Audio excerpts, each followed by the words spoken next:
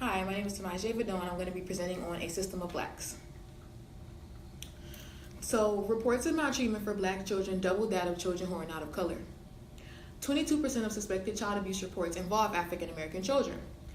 African American children only make up between 13 to 15% of our population. However, as of 2014, 23 to 24% of black children were within the foster care system.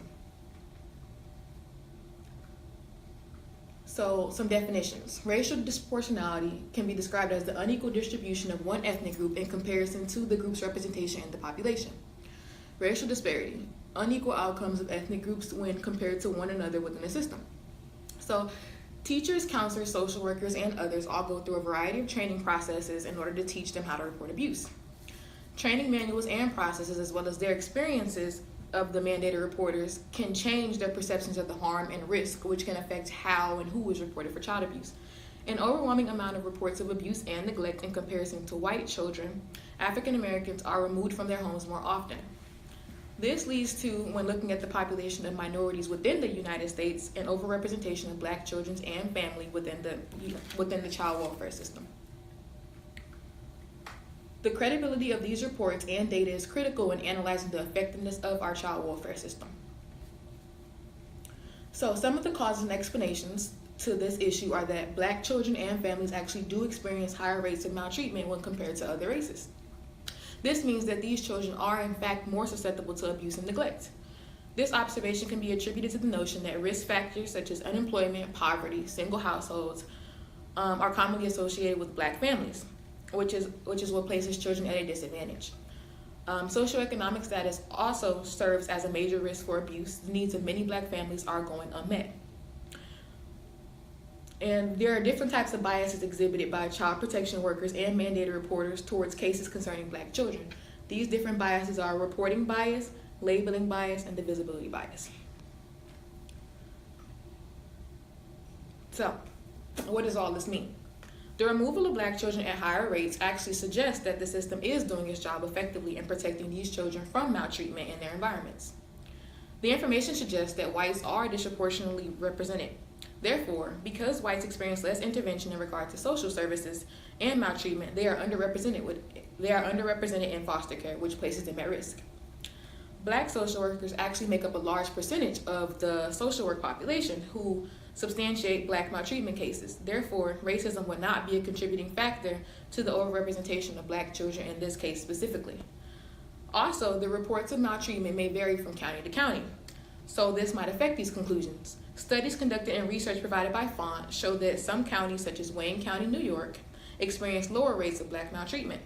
Also, the ways in which each family defines its own ethnicity or race can be a contributing factor to how ethnicity is reported in maltreatment reports. So, some solutions to this problem are the Intensive Family Preservation Services. IFPS is an alternative to out-of-home placement foster care. The programs provide services offered in-home and in community-based settings. So a study was conducted in North Carolina with 30,060 participants.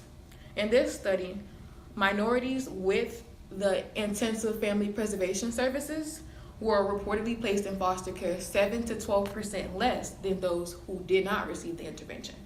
The probability of the data was less than 0.05, which means that you can generalize these results to the population. With that being said, according to the findings, it appears that the Intensive Family Preservation Services program does have an effective impact on reducing the placement of minority children in foster care. Another solution to the problem is the Breakthrough Series Collaborative, or BSC. The goal of this collaborative is to bring together jurisdictions with the purpose of providing education on the issue, an opportunity to collaborate and build relationships among service professionals and families and children within the child welfare service, all for system-wide improvement. So this program worked with 13 different jurisdictions over a 15-month interval to challenge racial and ethnic disproportionality within the foster care system. Some effects of this treatment included increasing community awareness and resources through advocacy, increasing awareness of judges in case decisions, and it also engaged jurisdictions in research to identify trends in connection to racial disproportionality in the system. After the intervention, a survey reported an increase in agency awareness of the issue, 95.5%, and an increase in changes to implement the practices within the jurisdictions, 72.6%. Some of the limitations for these interventions are one, so for the intensive family program, for the intensive preservation family services, results concluded were based on correlational data. What this means is that other services besides IFPS may have helped to lower the number of minorities entering foster care. A limitation to the BSC intervention was that it did not include focus on minorities in the system who have been there for long periods of time. So evidence still supports the notion that African Americans are overly represented within the child welfare system.